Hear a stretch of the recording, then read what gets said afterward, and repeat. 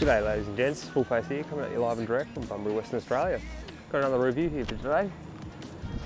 Just come in from a customer. Difference between this one and the one I rode before, the XT660Z. This one basically set up for a little bit of off-road but mostly touring, whereas this one, the XT660Z TENERE, is set up for your full adventure. They do two variants of this bike and one variant of the Z. They do an X and an R. The difference between those two is the wheels, basically. You have 21 and a 17 on the R, and on the X you have two 17s, basically like a motocross bike with motard tyres on it, sort of thing. There's a different style seat on them. They're a lot wider. I've had a quick sit on this one already and it is very comfortable. A little bit bigger screen. I'm told different gearing and different, obviously, suspension settings. It's a little bit lower. Ground clearance isn't quite as good. But obviously they're expecting you to commute on the road a lot more with that one. So this is the XT660Z I rode in the last test ride, and thought I'd just put it next to it to compare, because these are two bikes obviously from the same family. It's going to give you a good comparison. So what I'm going to do now is quickly jump on this one, chuck the helmet on, and I'm going to take you for a little spin. This has the exact same engine, the same chassis, just a different sort of swing arm.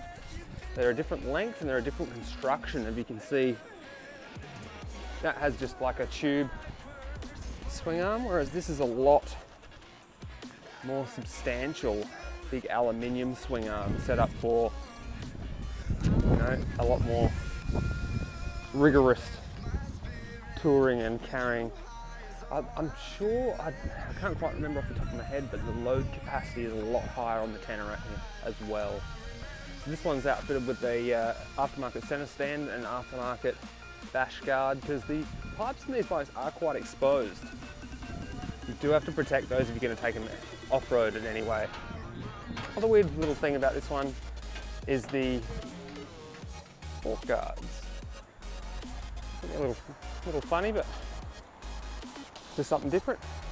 This one has a tiny bit bigger screen. It's got like an aftermarket Eagle screen or something like that. They are very similar to the stock one, but that one's just a little bit bigger. Right, now we're on the XT660R. Checking it out. There's a lot of good things about this bike. There is a couple of negatives too. Some of you that watch the channel might remember the last review was an XT660 TENERE. Now, as I would have mentioned before, they've got the same frame, the same engine, and a lot of the same components. Although this bike does feel very different. And it's sort of funny, because I thought, oh, you know, they're going to feel very, very much the same. One's going to have a, you know, slightly better road bias than the other one. No, I just haven't been quite as impressed as I thought I would be compared to when I was riding the TENERE. And I'm still having a bit of a hard time. I'm figuring out why. I know some of the components are different, like there's slightly different gearing, we've got different tyres on it, there's different suspensions, it's a different ride height.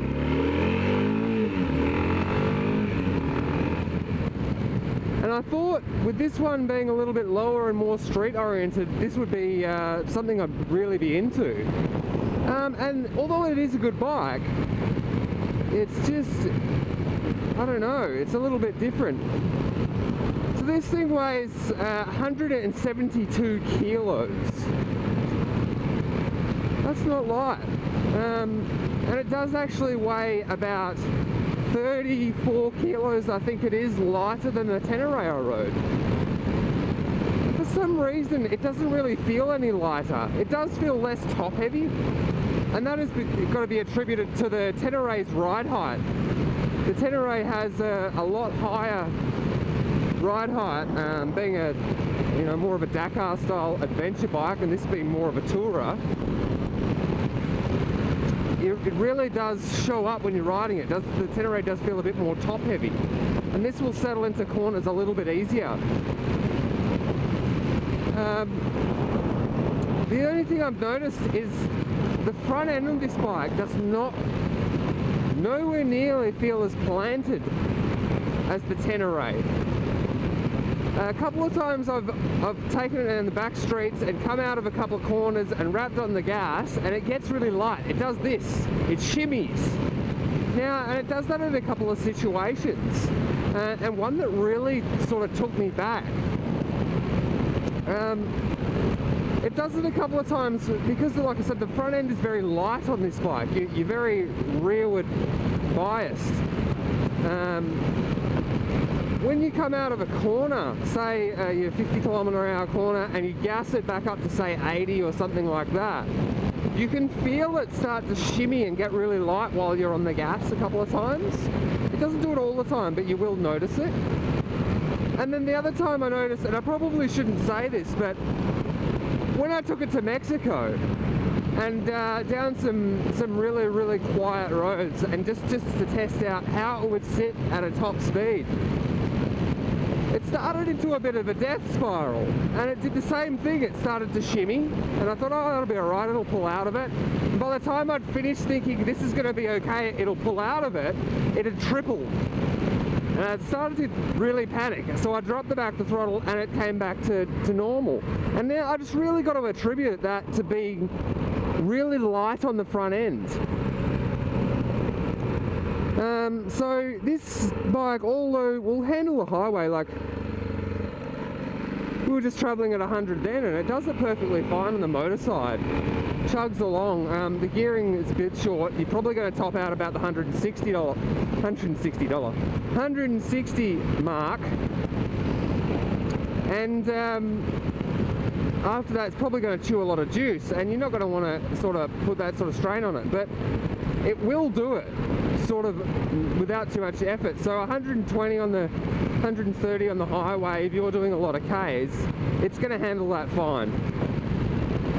But yeah, much higher than that, it really starts to show some strange handling characteristics. There's a ramp there.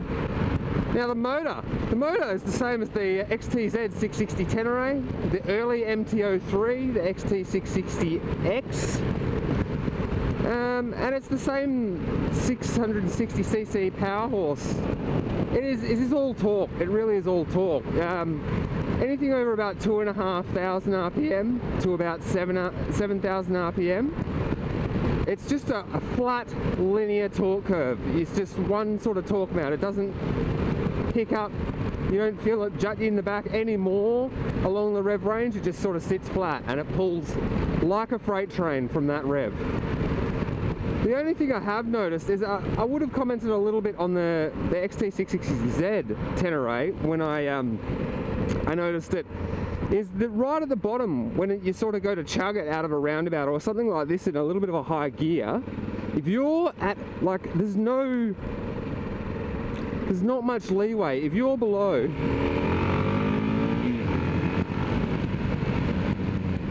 that 3,000 or 2,500 to 3,000 RPM range, it will let you know, and it will chug, and it will sort of, it does like a bit of a rattle.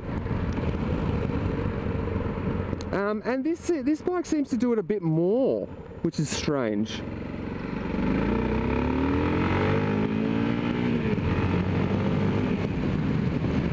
But as you can see, it gets up to 100 real quick. Its bottom end torque is astronomical.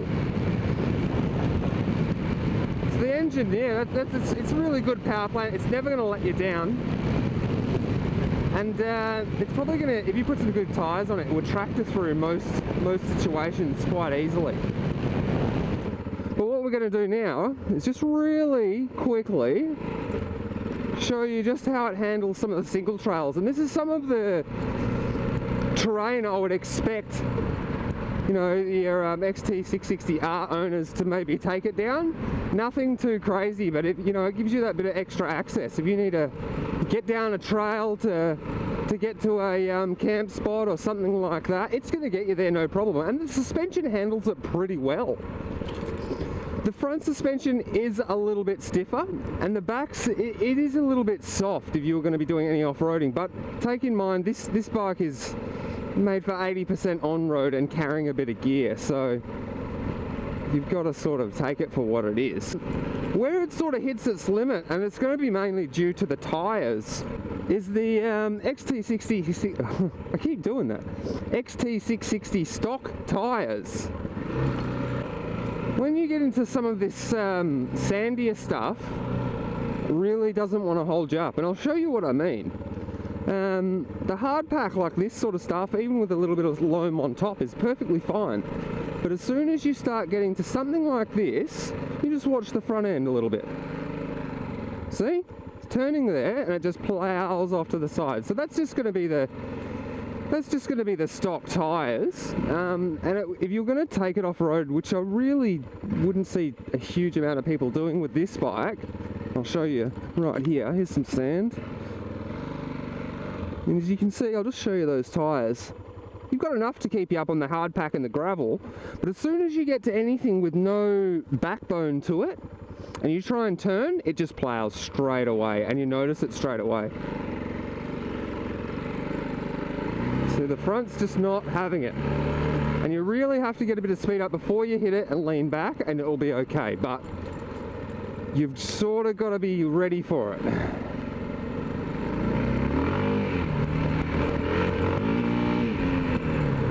Handle it alright at speeds. Like I said, that front suspension, I'm quite a light guy. I don't weigh much at all. I'm about 184 centimeters tall and about 70 odd kilos, so I don't weigh a lot at all. And the front end's a little bit harsh. But again, this bike's not really made for off-road as such. It's made for being able to deal with it if it needs to. So just thought I'd touch on that, because this sort of the...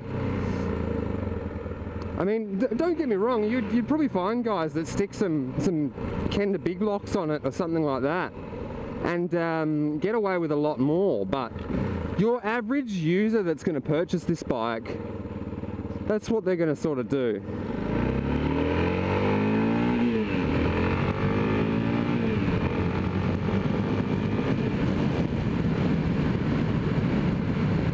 As you can see, again, it gets up to highway speeds, no problems at all. It's got plenty of torque there.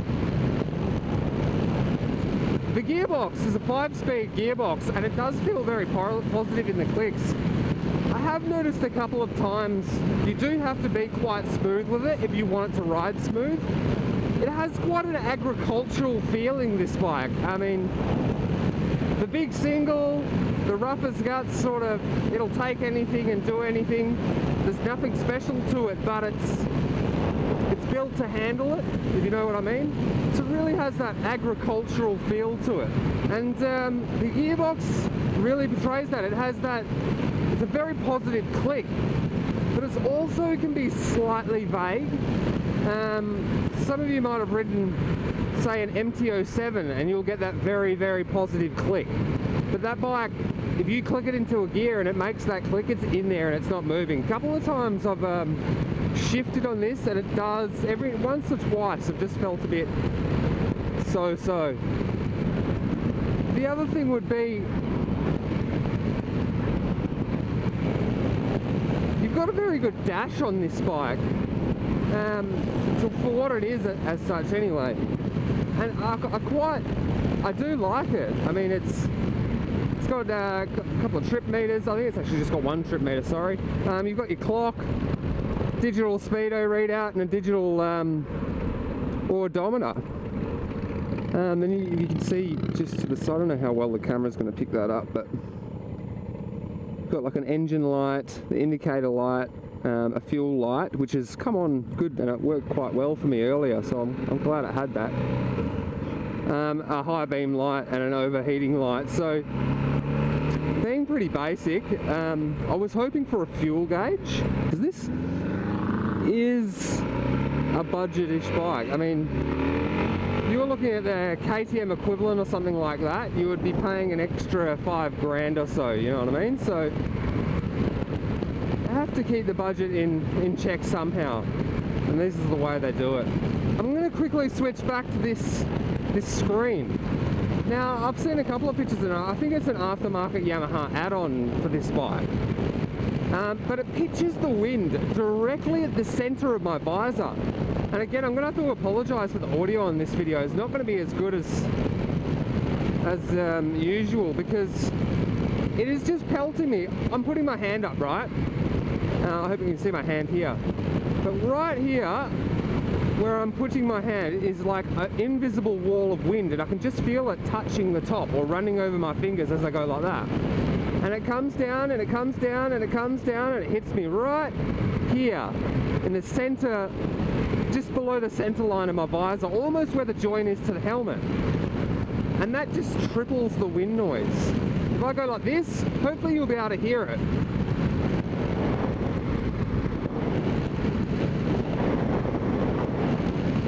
This dude's gonna think I'm weird as hell, but it's right at the center of my helmet. And I think if it was probably me, I would probably just take the screen off.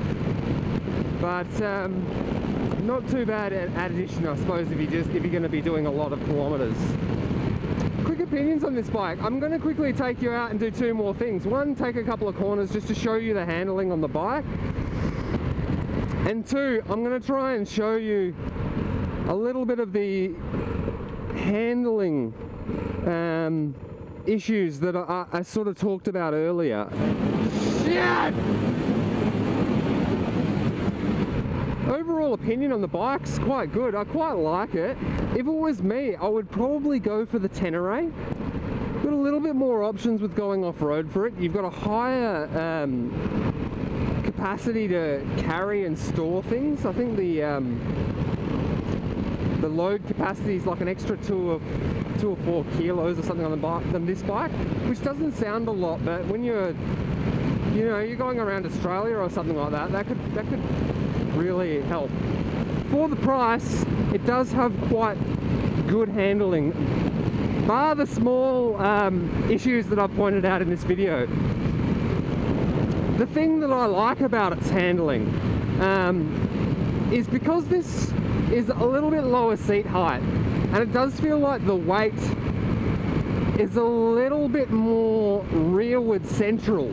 Feels like the weight's here on the bike compared to the Tenere's a little bit more centralized here.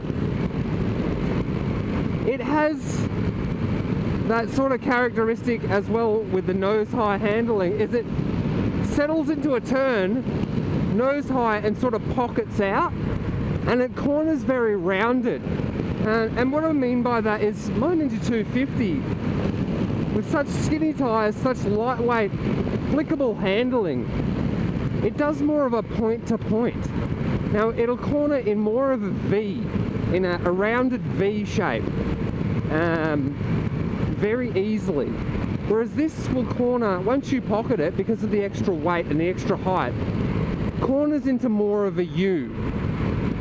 And you pick up on that very quickly, especially when you come off, say, something like with more of a V sharper handling. Well, these guys are having a bit of a cooker.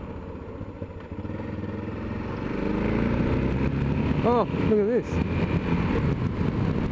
TDR 125. Careful, champ. And the tractability of this engine out of the corners makes it quite fun. But stuff like this, if you notice, it gets in there and it sits quite round. My Ninja will point, it'll turn really square and then it'll come out of it. This flows around the corner in a very flowy shape.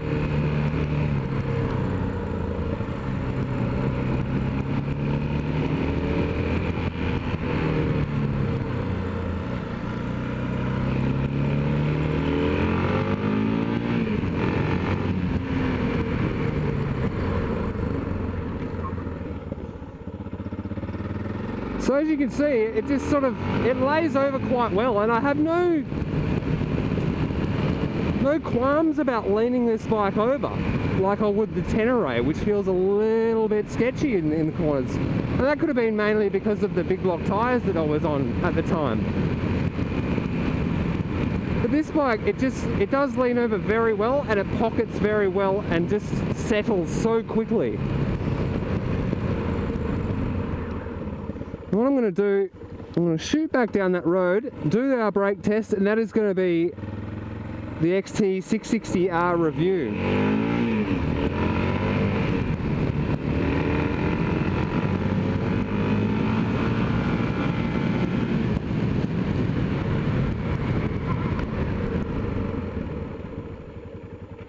See, they're not the greatest, hey. It does, granted, it stops a lot better than the TENERE from that sort of speed, but the feeling in the brake isn't any different or anything like that. See, there's that gear changing. See, it didn't quite go in then. Had that happen a couple of times. So what I'm gonna do, screws up here, the second brake test. I'm gonna do it on some rougher grounds this time. Just highlight.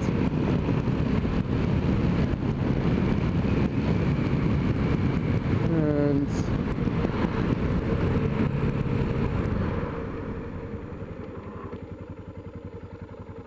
not too bad. Not too bad. Definitely a bit better than the TENERE. So that's going to be it, guys. That has been a Yamaha XT660R TENERE. Just do a quick walk around so you can refresh on what this bike looks like. It's a bit dirty now. I'm going to have to wash it before I take it back to work. But that's it. Hope you enjoyed this review. Check out some of the other reviews on this channel, and it's a smoking hot day. It's really nice out. I might have to go past the beach. Full face out.